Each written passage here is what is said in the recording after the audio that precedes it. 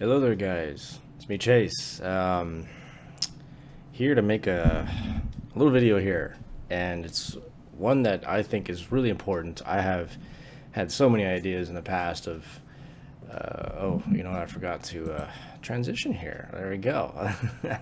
I had to set things up really quick, and I wasn't planning on doing this. In fact, I really kind of intend to release the next chapter of the Master of Gears, which I'll probably do after this.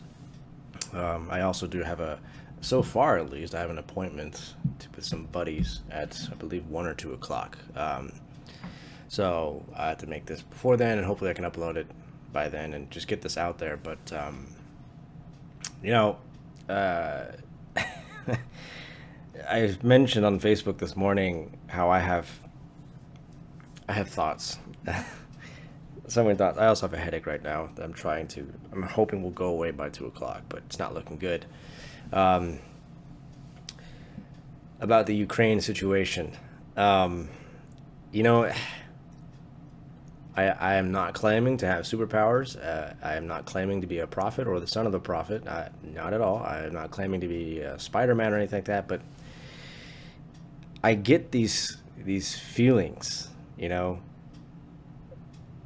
that something's not right. It happened to me with the COVID thing. It's happened to me with the Syrian issue when Obama and was trying to take out the Syrian government, which I don't think he was successful in doing, by the way.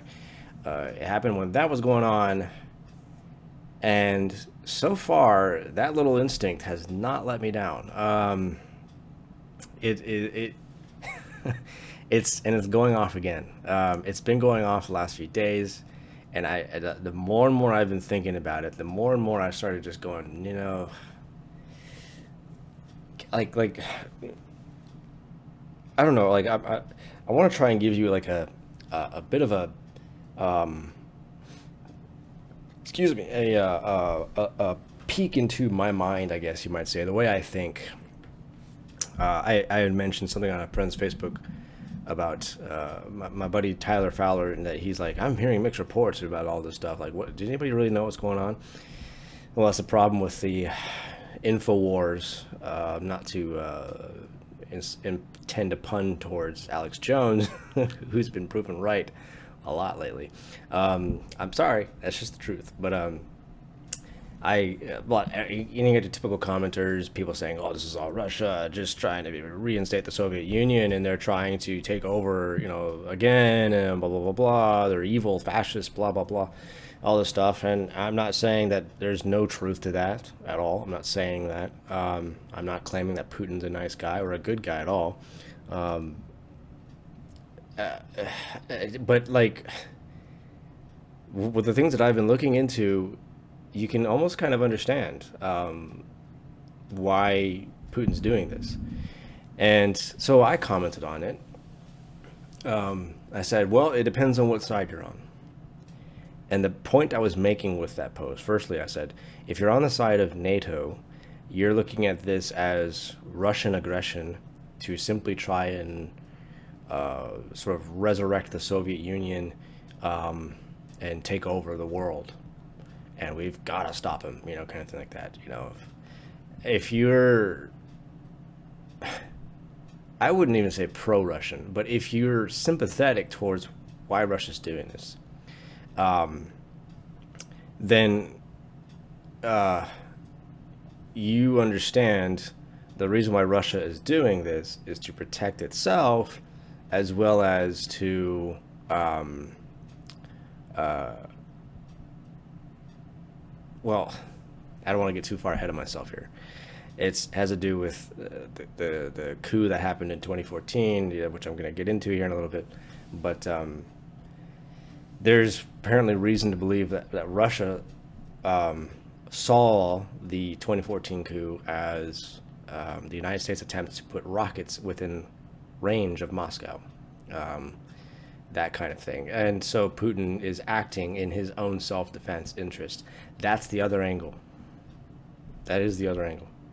Um, so, uh, when you understand it from that perspective, I think you gotta go. Well, I sort of understand why they're doing it. I get it. I and for me, I look at that and I just go, so what do we do? And I'm like, I don't know, man. I just think the best thing for us to do is just stay out of it. We should have stayed out of it a long time ago, and yeah, we got into it, and look where we're at, But again, I'm getting ahead of myself. But the point I was making with that comment was that this all really boils down to what you're presupposing when you come to the issue, what lens you're looking at it through. Again, if you're looking at it through the pro-America, pro-blood, red, white, and blue, the American bald eagle, which is just the iconic symbol of just American cheerleading stuff.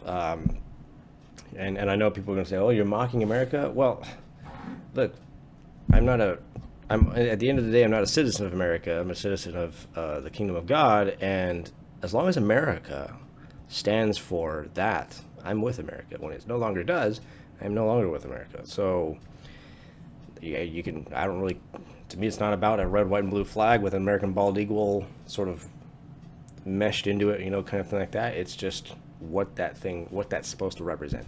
Anyways, so, and I'm going off the cuff here. I apologize if I'm taking unnecessary long pauses or I'm just a little bit scrambled right now. I didn't put any notes with this, but it's one of the issues with all of this. See, this is what's going to happen to me. I know what's going to happen. It's just, in fact, I wonder what it would look like if I check my Facebook right now because I've been posting this stuff. Nothing right now, but if one of the issues with all of this is, well, let me say real quick here. Someone commented on the comment that I made. She said, let me see here. She said, she replied to my comment. I said, so my comment was, if you're on the side of NATO, it's trying to resurrect the Soviet Union. If you're on the side of Russia, it's in the interest of protecting itself against NATO, which is trying to push its way into Russia. It all depends on which side you're on in the end. I personally don't know what to think. That was what I said. And someone named Carrie said, I gotta say, I didn't expect to see anyone suggest both sides, LOL. And I replied, I try my best to understand the motives on both sides in any conflict. I really do. I think that's important. That's extremely important to do. Because if you don't do that, you will become the very thing that you're claiming to destroy. The fascist,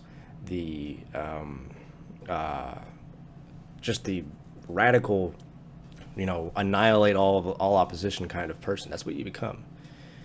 You have to be able to step outside of your own paradigm and understand. If you really want peace, everybody's talking about peace. Everybody's talking, we don't even want peace. If you really want that, you have got to understand even the motives of your enemies. And start thinking about, well, okay, so this is really what it is from, well, then why can't we just sit and talk about it? Let's go sit and talk about it. You sit and talk with Putin and be like, okay, Putin, who hurt your feelings? Why are you feeling so bad? And blah, blah, blah, blah. And Putin may express, okay, I get it. So let's go talk to these guys. All right, let's see what's going on here. I'm all for that. I'm all for that. I think that should be what we should try to do. But at the same time, I don't think we're in a position to do that because of the decisions we have made in the past, and which we're going to get into here in a little bit. But you'll never solve anything by just they're all evil dictators and blah. For example, I saw the video of that tank that drove over that car. I think it was in Kyiv. Somewhere in the outskirts or something like that. It drove over that car, and the man, thank God, he survived. He was still alive. I was told that it just flattened the car. It didn't really flatten it, but it crushed it pretty good. It is quite incredible that he's still alive, even though it's not totally unbelievable. If he just dropped down into the floor area, you could have walked out of that pretty well. Probably had some cuts and bruises from the metal pinning against you or the glass shattering on your face and stuff like that. But amazingly, when I saw the guy come out of that, he didn't look like he was hurt at all. He looked a little freaked out, obviously. But anyways, when I saw that video, this was during the time when, this is about the time when I started having these feelings. I started going, you know, something's just not right about all of this, about what we're being told. I don't know, man. But so that's when I started. When that starts happening, when that little tingling in my bones starts to happen, I start looking at all this footage, I'm skeptical. Now I'm. People are gonna say, you're saying it's not happening? No, that's not what I'm saying. It's like, oh, jeez, you guys have got to stop looking at things in black and white. I mean, we're just so simplistic in our thinking, and it's pretty pathetic. It's pretty sad. I'm not saying it's not happening. I'm not one of these like this 9/11 conspiracy theorist that I worked with who said there were no planes that hit the buildings, and I'm like, dude, I mean, how do you pull that off? There were thousands of cameras filming the thing. That's thousands and thousands, and if not millions of witnesses who saw it. You know, like, if you're gonna do a conspiracy theory on 9/11, do a better job with it. You know, why do you have to take the planes out of the equation? Why can't it just be, yeah, planes at the building, and these men were truly Islamic extremists, but who, maybe you can come up with something that somebody hired them to do that, you know? And since they were going to go kill themselves, they couldn't be captured and interrogated to find out who, right? And it's perfect. That's perfect right there. Not that hard, and also not that simplistic. But anyways, yeah. So I'm not saying that there isn't an actual war going on. What I'm saying is, in that context of that tank that hit that man, what was the context of that? All we saw was a video of a tank. It looked like he deliberately ran over that car. Well, I'm not trying to see. I'm just trying so hard not to appear biased. I don't want to be biased. I'm trying to be as objective as I can. The problem is there's just so many of us who've picked a side. We've just picked a side, and we look at everything through that lens. And I'm trying not to do that. So picture this. Try to flip things around a little bit here. Well, even then, I don't know if the United States would have done that, but what that tank did, whatever that was, I don't think it was a tank, but it was an armored vehicle, and it was on tracks and everything like that. But civilians have been given weapons to fight the Russian army.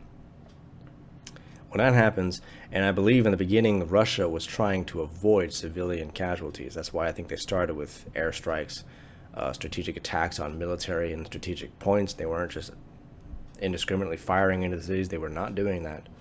And I think that's one of the reasons why they didn't commit right away to ground forces. They did have ground forces, but not a lot, not enough to take a city, that's for sure.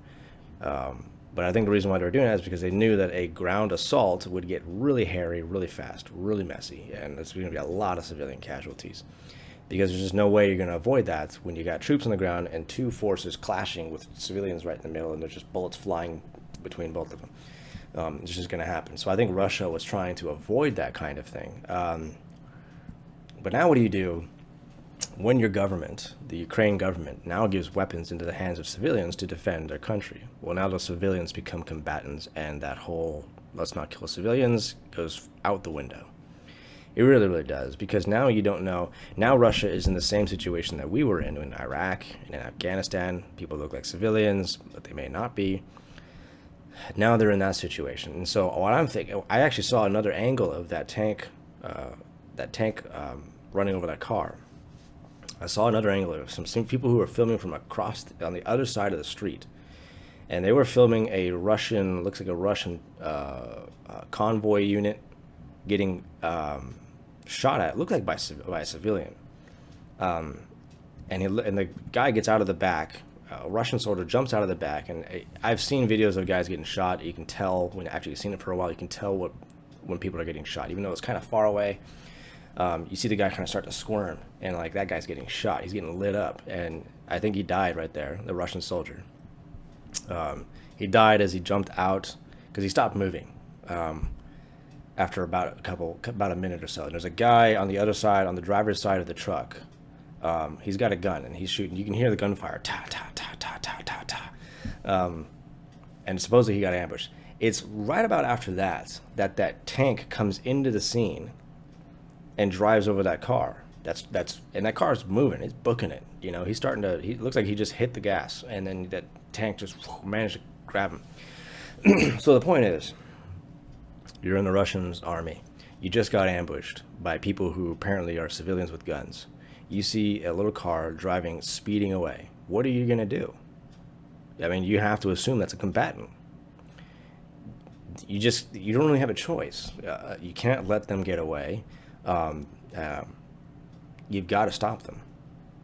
If you're a Russian soldier, you've got to do that. And now everybody's on the news like, oh, they just ran over a poor old man. He wasn't hurting nobody. I'm saying, come on, guys. I'm not taking sides here. I'm just saying you've got to understand why he did it, why he probably did it. It's the fog of war, okay? This whole black and white, you know, even people that I was working with were like, oh my gosh, and the Daily Wire, which is not helping at all, is talking about it's just these cruel, sadistic people. They're just running over. You really think those people are just running over civilians for fun? Why would they do that? I mean, how? It's just, this is what we do, guys. This is what we do. We look at our enemies as just the two-dimensional Austin Powers, Dr. Evil kind of thing, or just the, which Dr. Evil kind of parodies the simplistic bad guy mentality, really, at the end of the day. He's just an evil man. He just likes to do evil things. It's just what he does. You know, it's like, do you read history? I mean, most of the bad men in history really believed that they were doing something good. They didn't think that they were just being diabolical or evil.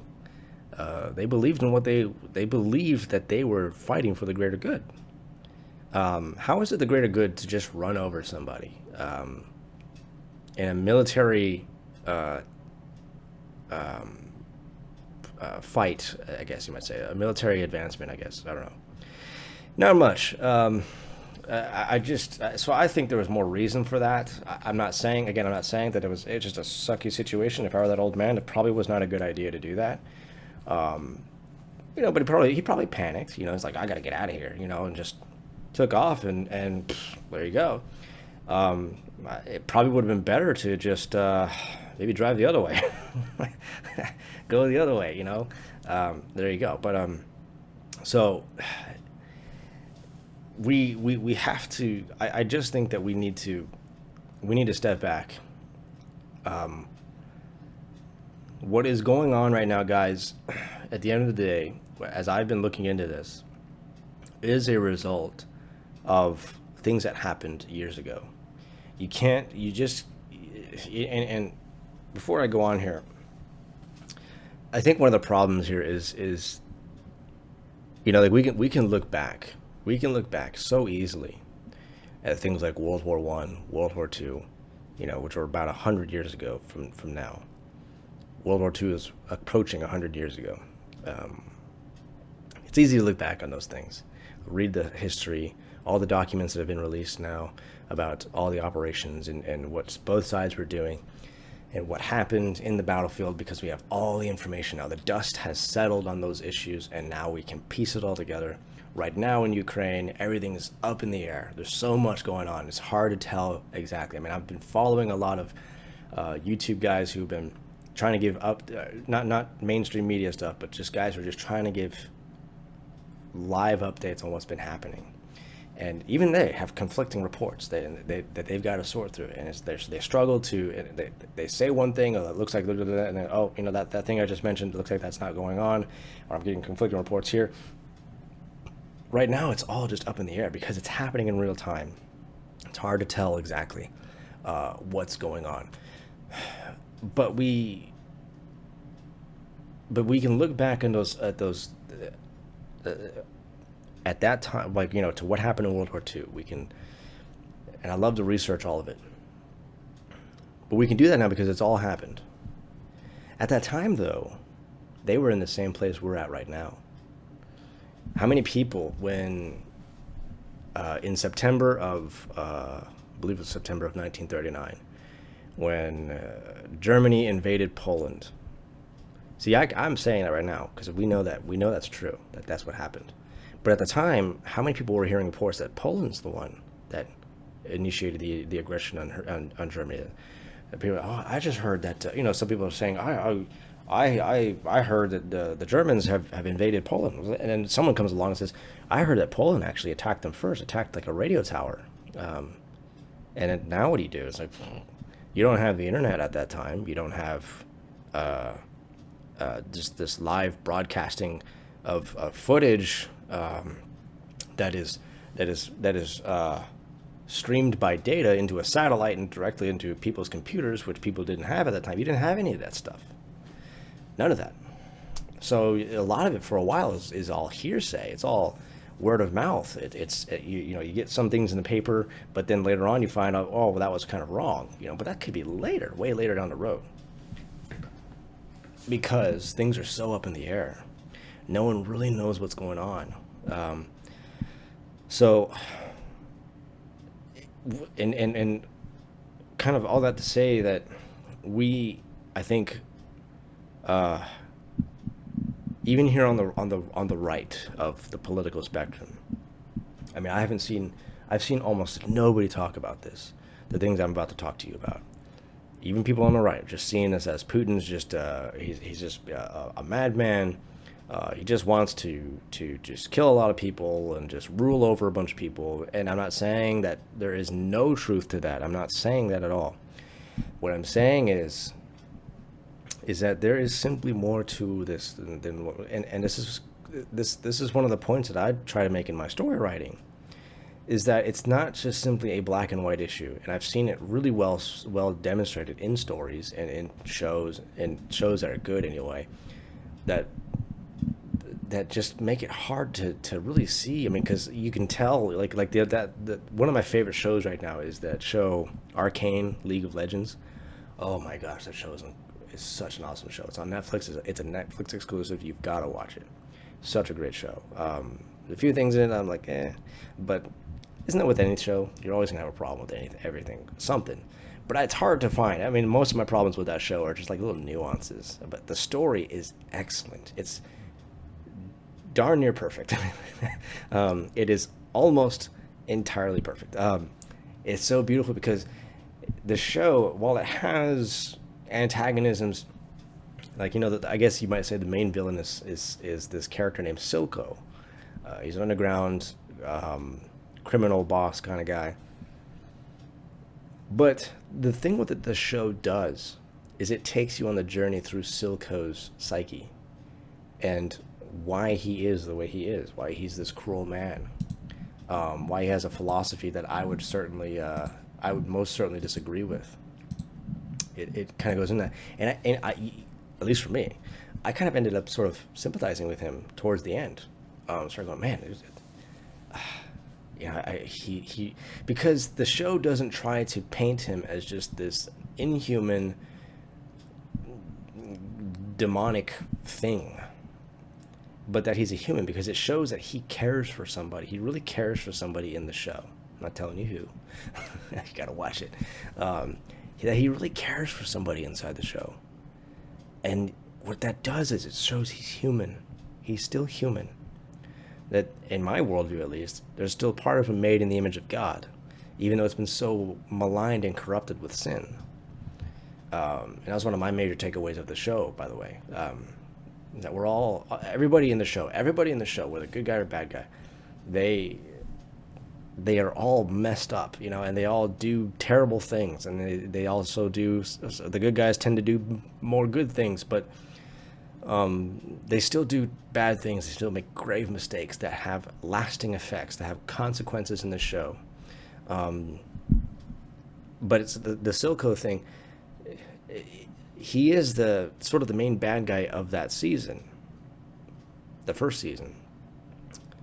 But you understand by the end what made him what he is.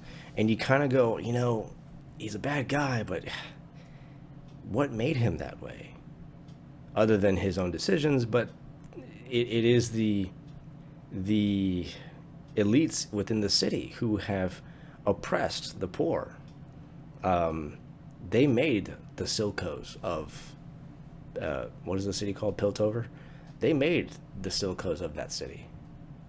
So they can't run around and be the righteous ones. Oh, we gotta, we're the good guys and he's the bad. But are you? Are you really? Because if it wasn't for what your guys' cold and apathy towards the poor to make yourselves rich in the upper levels of the city, the Silkos wouldn't exist. So again, the thing goes, well, who are the real bad guys?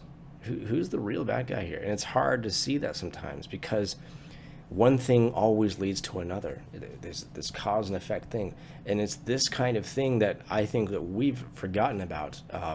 We just let go. It's so easily. And to show you this, most of this stuff happened in 2014. This goes back to 2014 in Obama's administration, and yet you remember all those. I remember in 2014. I remember around that time period, I was hearing stuff. Again, this is all the rumors, right? I was hearing things about a war going on in Ukraine, and that Ukraine. And here's what I was hearing. You want to know what the main gist of what I was hearing? Ukraine's fighting for its freedom from Russia. That's what I heard.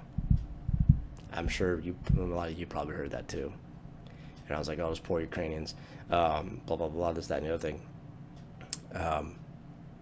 And there wasn't a ton of reporting on it. Most of the mainstream media, including the right, the Sean Hannitys and the Glenn Becks, weren't really talking much about it. Not that I can recollect anyway. It's certainly not Sean Hannity. I don't really follow a whole lot of Glenn Beck anymore, but Sean Hannity certainly. Like I didn't hear a whole lot from Sean Hannity. None of this stuff. It was all going just right under the radar. And then you hear about a Malaysian airline being shot down by supposedly a Russian rocket. You remember that, right? Out of the blue. You're like, oh, well, how could Russia do this? What a bunch of, oh, so horrible, evil.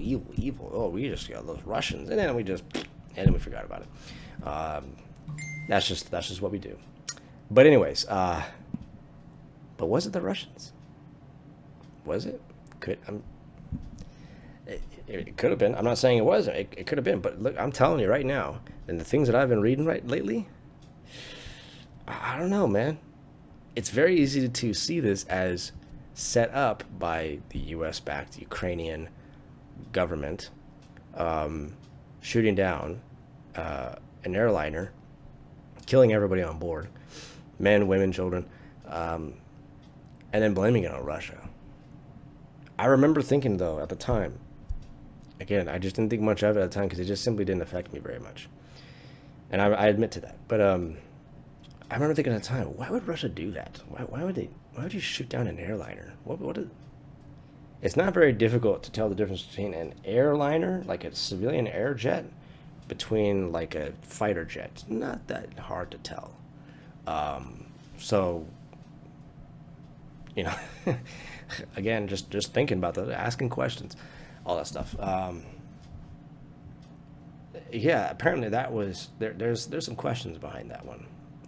Now between who did it, and it's funny because what's really funny here. I want to mention this. I look up here. This is I want to show you the level of disconnect going on here between people who are supposed to be on our side of this whole thing, Americans who are supposed to be on the right side of everything, kind of like that. Let me see here. Where did it go? Oh, here it is. Some guy named Mark said on Tyler Fowler's post, because it is when Tyler Fowler asked why this is all happening in Ukraine, this guy Mark said, because it is very rich in oil and now gas prices surging, he will bring in tons of money that will also pay for his war, and he wants Russia to be what it used to be and put in a government that will do what he says. Now, the first part, that's interesting. I can see why Putin might capitalize on that. Okay. All the more reason to have our pipeline here in America. Thanks, Biden. Thanks for that. Isn't it such a joke that Biden's making threats to Russia? We buy like a huge chunk of our oil comes from Russia. We're gonna bite the hand that feeds. Yeah, that's smart. Very good. Very good, Biden. Very, very. Oh man, so cognizant and so aware of everything. But if we had our own pipeline here, we wouldn't have to worry about that. Trump could have. I'm not a big Trump fan, but still, I'd say I would have preferred Trump over this guy. But by a long shot. But 81 million Americans. He's the most popular president in history, so we got to respect the totally legit election results. Anyways, but this next part that this guy Mark said. He wants Russia to be what it used to be, and put in a government that will do what he says. That's fascinating to me, considering. So he's basically saying it's wrong to put in puppet governments to control that nation, sort of by proxy. That's exactly what we did in Ukraine.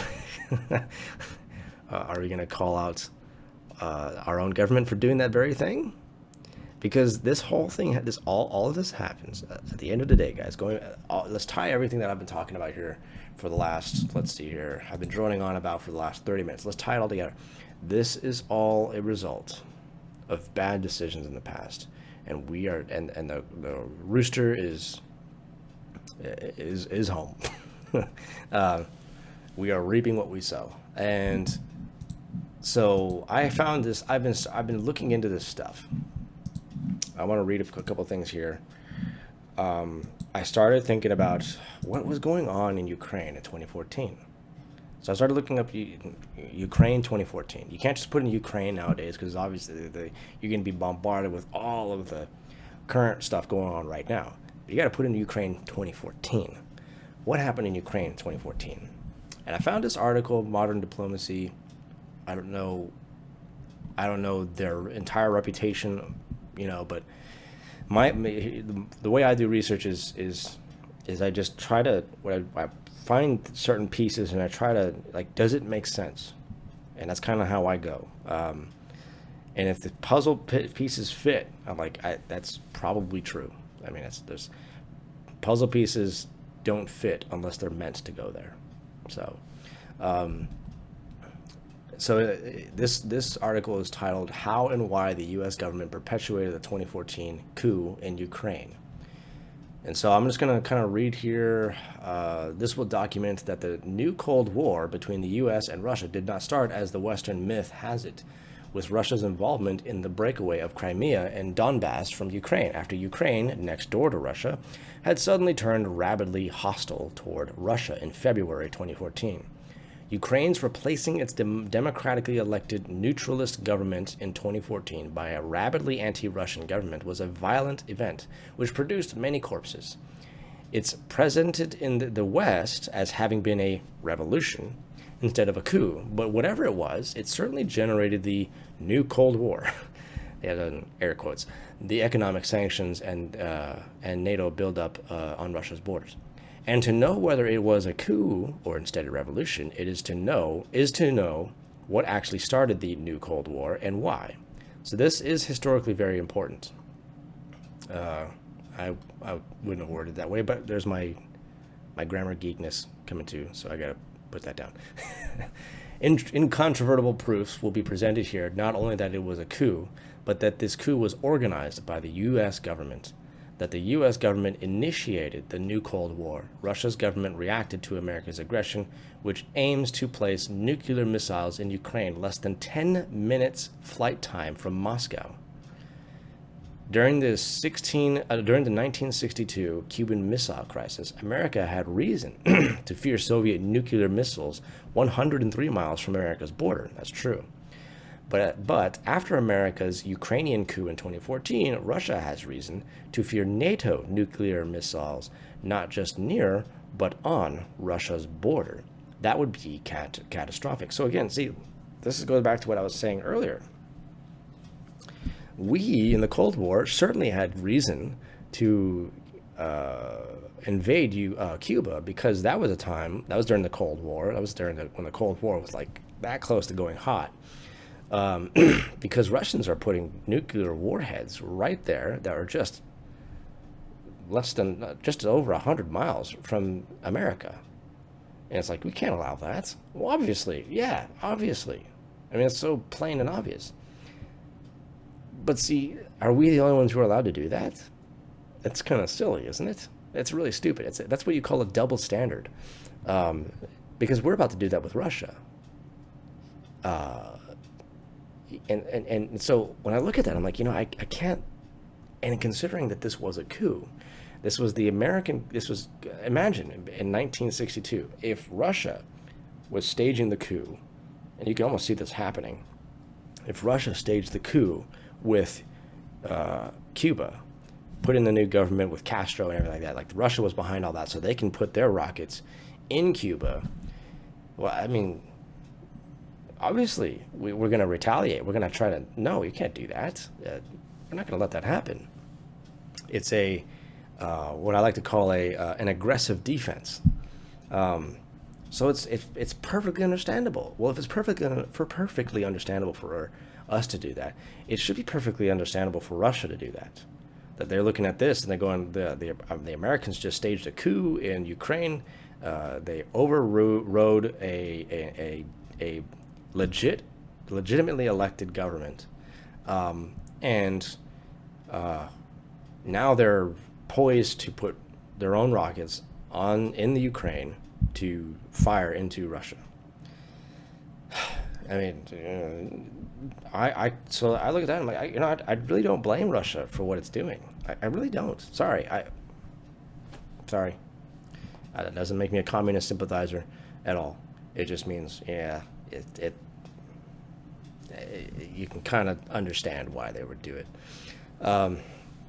Now, if America's successful February 2014 overthrow and replacement of Ukraine's democratically elected neutralist government doesn't soon produce a world-ending nuclear war, World War III, then there will be historical accounts of that overthrow, and the accounts are already increasingly trending and consolidating toward a historical consensus that it was a coup, that it was imposed by somebody from the new coalition, i.e. that the termination of the then existing democratic, though like all its predecessors corrupt, Ukrainian government wasn't authentically a revolution such as the US government has contended, and certainly wasn't all that democratic, but was instead a coup, and a very bloody one at that, and totally illegal, though backed by the West.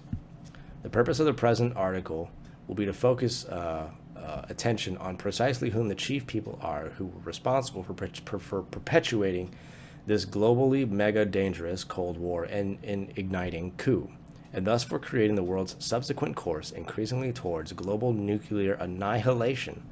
If there will be future history, then these are the individuals who will be in the docks for that history's harshest and most damning judgments, even if there will be no legal proceedings brought against them. Who then are these people? Clearly, Victoria Nuland. Okay, this Victoria Nuland, I've been looking into. Shady person. Victoria Nuland, U.S. President Barack Obama's central agent overseeing the coup, at least during the month of February 2014, when it climaxed, was crucial not only in overthrowing the existing Ukrainian government, but in selecting and installing its rabidly anti-Russian replacement. The 27 January 14 phone conversation between her and America's ambassador in Ukraine, Jeffrey Pyatt, was a particularly seminal event, and it was uploaded to YouTube on February 4th, 2014. I have discussed elsewhere. I've listened to that phone call, by the way, that call and its significance. Nuland there and then abandoned the EU's hope for a still democratic but less corrupt future government for Ukraine. And Nuland famously said on that call, "F the EU," and she instructed Pyatt to choose instead the rabidly anti-Russian and far-right Arseniy Yatsenyuk. This key event occurred 24 days before Ukraine's President Viktor Yanukovych was overthrown on February 20th, and 30 days before the new person to head Ukraine's government, Yatsenyuk, became officially appointed to rule the now clearly fascist country. He won that official designation on February 26th. However, this was only a formality. Obama's agent had already chosen him on January 27th. The second landmark item of evidence that it had been a coup and nothing at all democratic or a revolution was the 26th February 2014 phone call conversation between the EU's foreign minister, Catherine Ashton, and her agent in Ukraine investigating whether the overthrow had been a revolution or instead a coup. He was Estonia's first foreign minister, Urmas Pate, or whatever, and he told her that he found that it had been a coup, and that somebody from the new coalition had engineered it, but he didn't know whom that somebody was. Both Ashton and Pate were shocked at this finding, but they proceeded immediately to ignore that matter and to discuss only the prospects for Europe's investors in Ukraine to be able to get their money back. Their obsession was Ukraine's corruption. Ashton told Payet that she had herself told the maiden demonstrators, quote, "You need to find ways in which you can establish a process that will have anti-corruption at its heart," end quote. So though the EU wasn't happy that this had been a coup, they were far more concerned to protect their investors. In any case, the EU clearly wasn't behind Ukraine's coup. Equally clearly, they didn't much care whether it was a coup or instead was what the US government said, a revolution. The network behind this coup had actually started planning for this coup back in 2011. That's when Eric Schmidt of Google and Jared Cohen, also now of Google, but still continuing through unofficially as U.S. Secretary of State Hillary Clinton's chief person tasked to plan popular movements to overthrow both Yanukovych, that's what it is, in Ukraine, and Assad in Syria. See, there's the Syrian thing again. Remember that? The Syrian thing? There you go. Then on 1st March 2013, the implementation of this plan started. The first tech camp to train far-right Ukrainians how to organize online at the mass demonstrations against Yanukovych was held inside the U.S. Embassy of Kiev on that date, which was over 9 months before the maiden demonstrations to overthrow Ukraine's democratic elected president started on 20th November 2013. The American scholar Gordon M. Hahn has specialized in studying the evidence regarding whom the actual snipers were who committed the murders, but he focused only on domestic Ukrainian snipers and ignores the foreign ones who had been hired by the U.S. regime indirectly through Georgian, Lithuanian, and other anti-Russian CIA assets, such as via Mikhail Saakashvili, the ousted president of Georgia, whom the U.S. regime subsequently selected to become the governor of the Odessa region of Ukraine. Hahn's 2018 book, Ukraine Over the Edge, states on page 204 to 209, quote, "Yet another pro-Maidan sniper, Ivan Bubenchik, emerged to acknowledge that he shot and killed Berkut, the governor's police who were protecting government buildings, before any protesters were shot that day, February 20th. In a print interview, Bubenchik previews his admission that Vladimir Tikh's documentary film Brancy, that he shot and killed 2 Berkut commanders in the early morning hours of February 20th on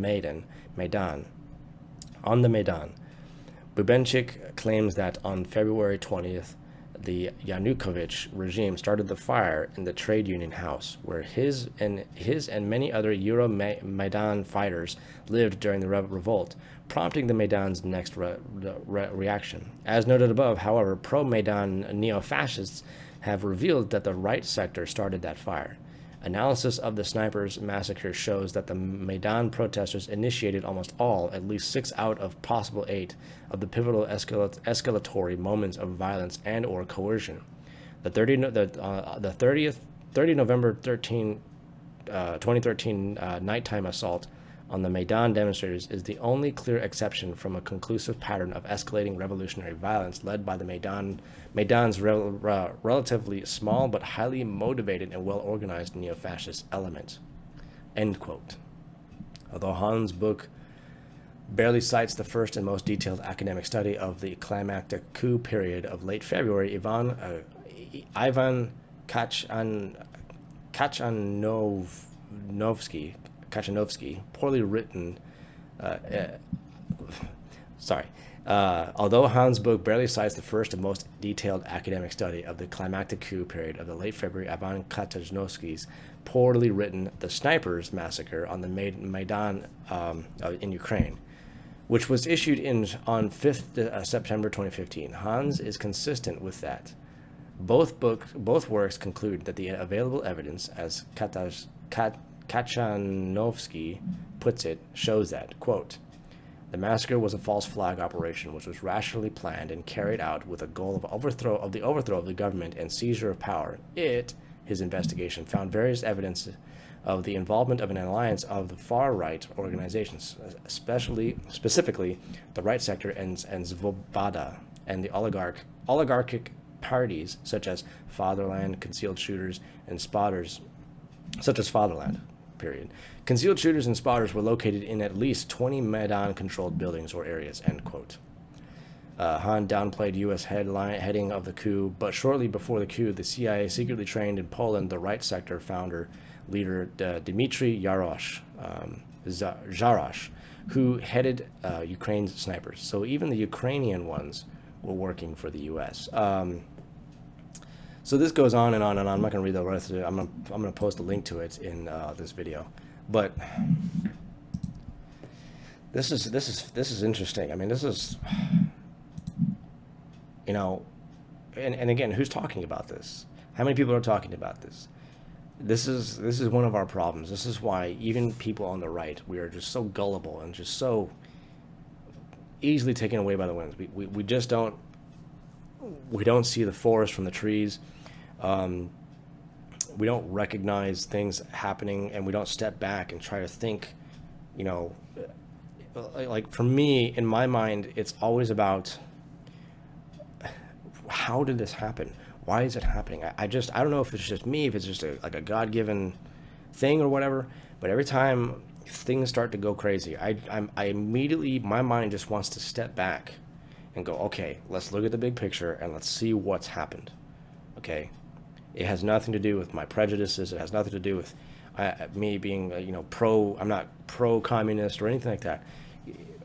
So if you were to sit here and ask me, you know, Chase, well then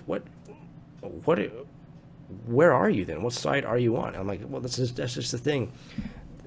You keep looking at this as a us versus them thing. I'm looking at this as just evil men versus other evil men. In the article I just showed you, they admit even the Ukraine government that was overthrown, it was also corrupt. They're all corrupt. They're all bad people. They're just bad. I'm not talking about the civilians getting wiped out and whatever, or just getting, or who are sadly in the crosshairs of all this. I'm not talking about them. You know, those are just the wrong place at the wrong time. But these governments, the Russian government, the Ukrainian government, the Chinese, I would say even NATO, I mean, where's the good in any of these? Forming alliances, you know, doesn't really end well, because when you form an alliance, you're kind of saying to the people who aren't in it that we ain't your friends, and if you want to be our friends, you got to get in our club, that kind of thing. And it just creates so much strife and division. You know, NATO bombing Russia in 1999. That's well after the collapse of the Soviet Union, and Russia was no longer really a global threat anymore. You know, these kinds of aggression acts and stuff. I mean, why? And I don't see any good that really comes out of this. Now I know God will, as Joseph prophetically said in Genesis 50 verse 20, God will always he will always turn it good, no matter what evil men do. And history has shown that. A lot of great things have come out of the senseless violence of war. Yeah. But that doesn't change the fact that they are evil. And they're terrible things. And that we should try and advocate not doing these things, not forming these alliances, not having this world police idea to where it's always our job to stop people from going to war. You know, I'm all for trying to have peace talks, but we gotta actually do that instead of just making threats constantly.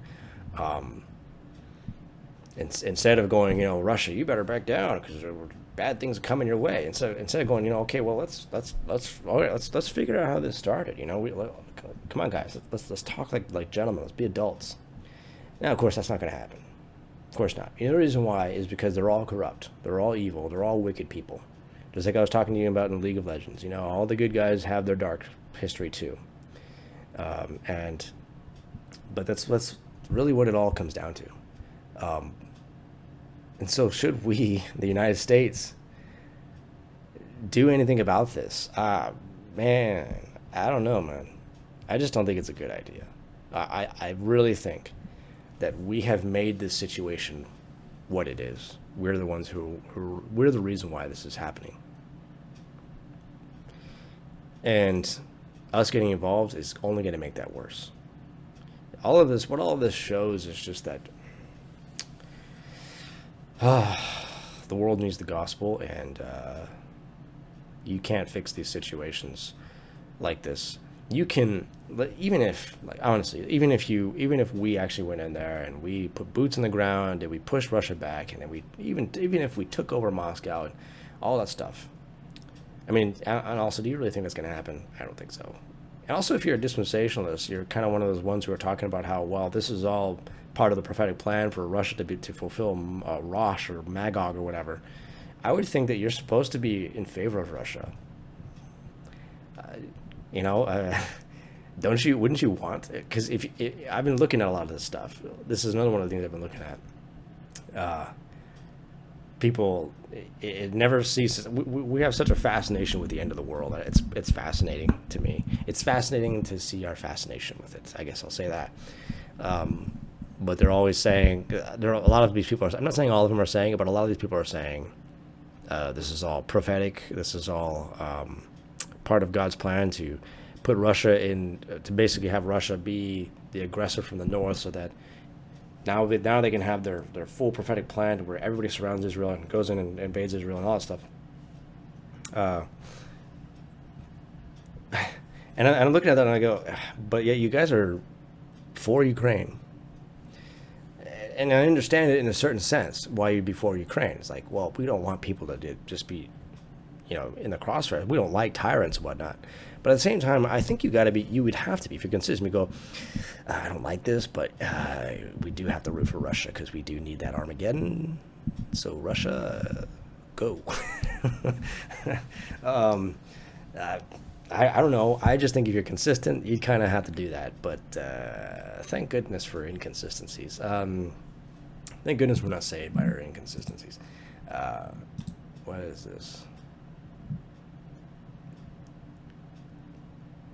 Okay, I'll check that out later. But anyways,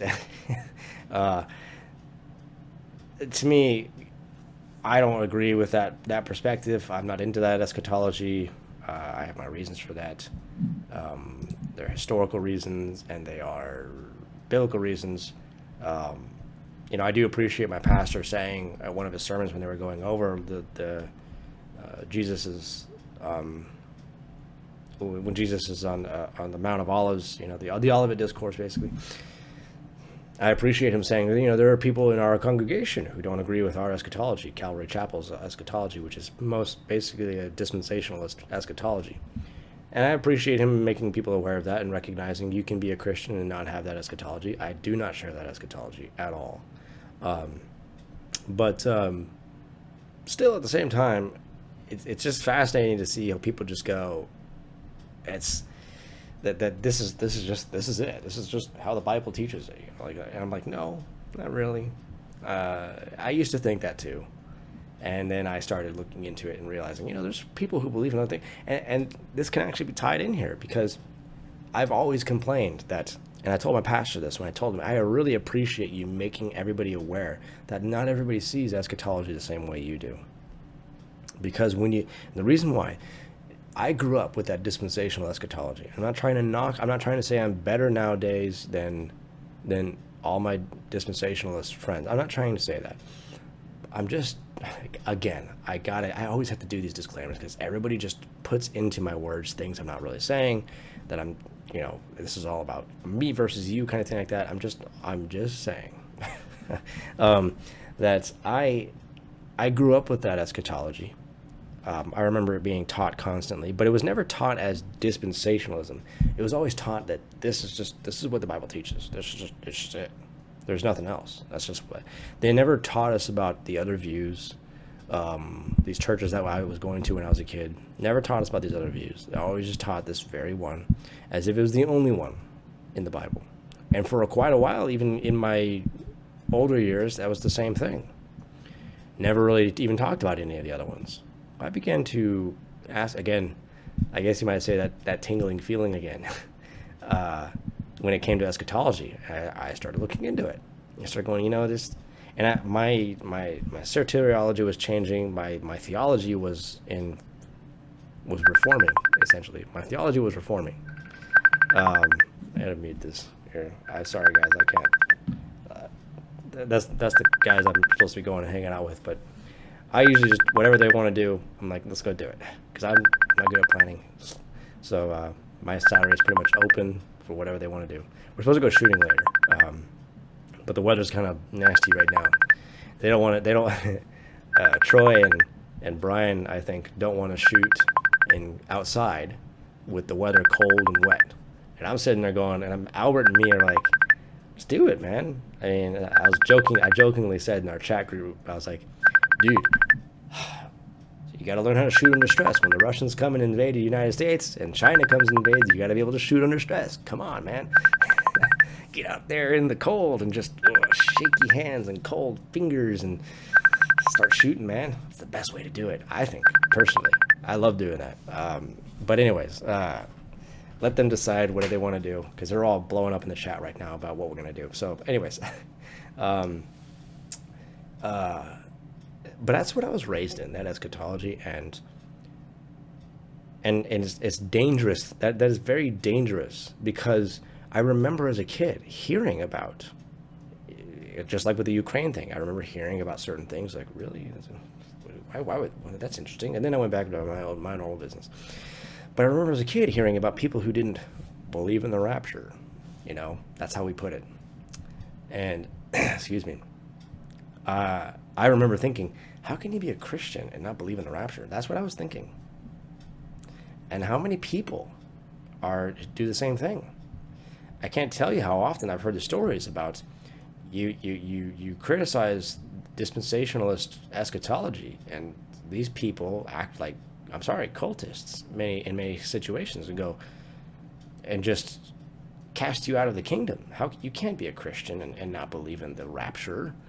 When I put rapture in air quotes, I mean that because I don't think like I believe in a rapture. I just don't believe in the dispensationalist view of the rapture. I believe we will be, at the end, we will be raptured up to meet Christ, to come back down, all that stuff. I believe that. I believe it's in 2 Thessalonians. But I don't hold to the dispensationalist view of all of this, that Israel's got to be restored, new temple's got to be built, and the church is going to be taken up, in a pre-tribulation rapture. I don't believe in any of that stuff. I don't believe that.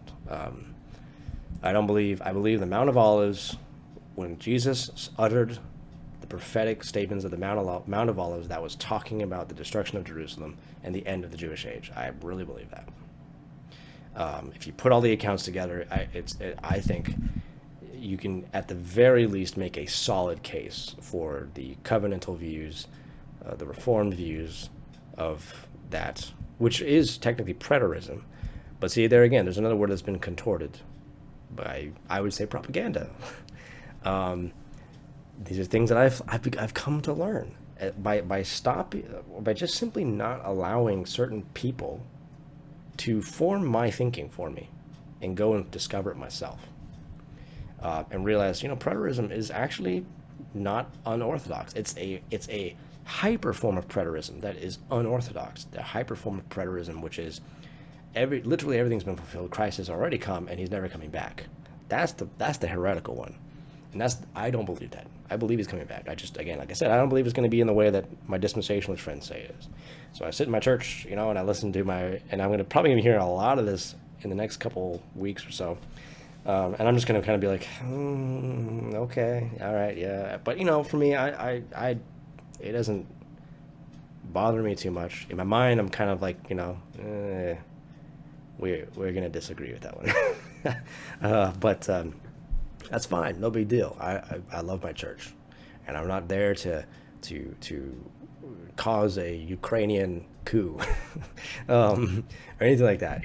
I'm not there to do that. I'm there to hear the word of God preached, and it is preached in my church faithfully, even though I don't always agree with everything. You don't have to agree with everything. That's kind of one of the things here. Is like we can disagree on some of these things. Let's talk about it. Let's not just cast each other out. That's how factions are made. That's how division is born. Division isn't born, guys. We think division is born by simply disagreements. No, not necessarily. Divisions are born by estrangement. And estrangement is born by simply not talking to each other and simply talking about each other to other people. That's what creates divisions. But diversity in the body is a good thing. I think it is a good thing. It's a wonderful thing. And I don't want to go too far on that subject. That's a totally different subject in and of itself. But diversity is a wonderful thing in the body.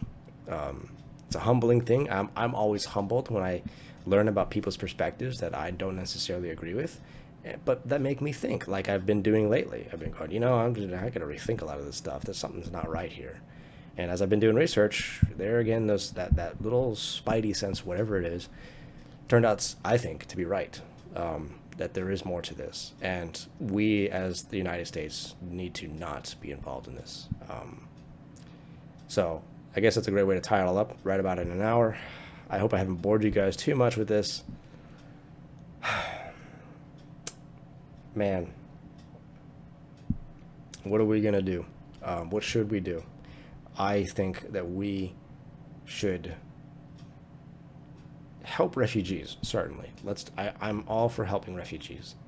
I'm not for us attacking Russia at all or supporting the Ukrainian government. Sorry, I'm not. I would support a Ukrainian government that actually wanted a legit free world, not one that was, sorry guys, I hate to say it, not one that is put in proxy by either the Russians or by us, because we did that. We really did that, and we tried to do it in Syria. It failed in Syria, but we tried to do it. We tried to do it in Libya, all of these other countries. We've been doing it. I mean, Barack Obama just amped that up big time. All these coups, all over the place. What do you think the Muslim uprising was all about? Again, these are things we've just forgotten about. Whatever happened to those things? Wait, don't you remember? Guys, right before the 2020 elections, don't you remember when Trump was calling Ukraine about this Biden thing? Remember Hunter Biden being on a Burisma board kind of thing? Like, what business does Hunter Biden have to be? Like, what are his qualities? Don't you remember that stuff? We were all of us on the right. All of us on the right were talking about it. We're like, the Bidens are corrupt. We're trying to get that information out there to get him so that people will not elect Joe Biden for president. All of us on the right were doing this. We're just going mad, going crazy, trying to get this out there. And now we've totally forgotten about it. Now it's all about, you poor Ukraine. It's such a wonderful little place, and nobody wants to hurt anybody over there, and everything's great over there. And those poor Ukrainians and the Ukrainian president is so awesome and everything like that. And I'm not trying to say that he's a terrible guy. I'm just saying, with all this stuff, I'm just not willing to believe a lot of the stuff I'm seeing right there. Because this right now, the stuff that you're seeing is all, like I said, is up in the air. It's hard to tell really why someone's doing something until the dust settles. But see, the dust in 2014, that's all settled. So in so many ways, history is far more clear than the present. It's so much more clear, and it tells a much better picture than the present does. And so that's why it's so key, so important to be involved in history, really involved in it, and to not lose sight of the forest from the trees. So easy to do that. Really easy to do that. And we're seeing it happen in real time with everybody, every one of us on the right going on about this whole thing. And because I remember Tucker Carlson saying some time ago, when you see the Republicans and Democrats agreeing unanimously on something, that's usually a sign that something may be wrong. And that's what we're seeing right now. And I hate to say that because, you know, you always want people to be unified, right? We always want everybody to be unified. But given everything that's been going on and just the sadistic nature of the politics in America right now,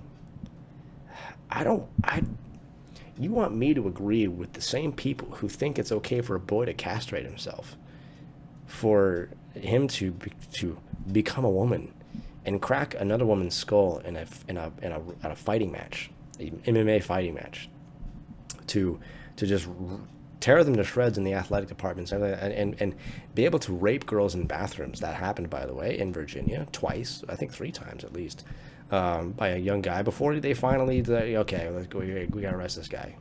He raped at least 2 girls in a bathroom because he claimed to be a boy, and he wanted to just rapes one.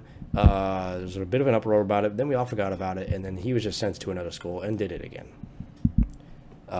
So you want me to align with those people? And then they like to murder babies up to like birth and celebrate their abortions. I'm not interested in being friends with those people. Those are people who need to be beaten. And you might say, oh, you're contradicting yourself, Chase. No, the difference is that that's a clear and present danger. that's very clear and present. I don't know what's going on at the Ukraine thing. I just don't think we should be involved in that because we've helped steer that pot. We really have. So I think those are 2 very, very different situations. So anyways, I'm going on. I'm never going to end if I don't end it here. I hope that this has been useful to you guys. Hope it's helpful. Please listen to this, and please have an open mind about these things. You know, the Bible calls us to be truthful people. And maybe I've been wrong this whole time, but I do think it's wrong not to even consider the things that I've said here. Think about them. Consider the possibility that you've been lied to, and you know, like, and it's going to be a huge part of my whole story as I'm writing. These characters, they exist in this world with a certain set of presuppositions of convictions that they are forced to ask questions about as the story unfolds, and they start to realize who are the real bad guys here. And I genuinely believe that our U.S. government stopped being good guys a long time ago, at least 2 decades ago. I really believe that. We are corrupt. We are a corrupt government. And like I said, you know, the red, white, and blue, I'm all for the red, white, and blue, as long as it stands for what it claims to stand for. When it no longer stands for that, and that red, white, and blue for me can burn up in fire. And it will burn up eventually in the end. All this stuff will burn in the end. Because Christ is coming back, and you know, we will, every deed will be laid bare. So, Soli Deo Gloria, guys. God bless. Talk to you later. Bye.